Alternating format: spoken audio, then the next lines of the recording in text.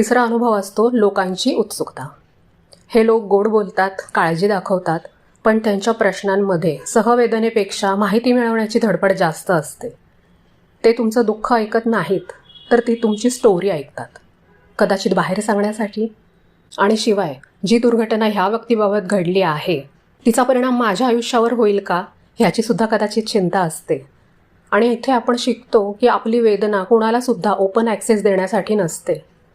अशावेळी शांत राहणं म्हणजे कमजोरी नाही आहे, ती सेल्फ रिस्पेक्ट असते.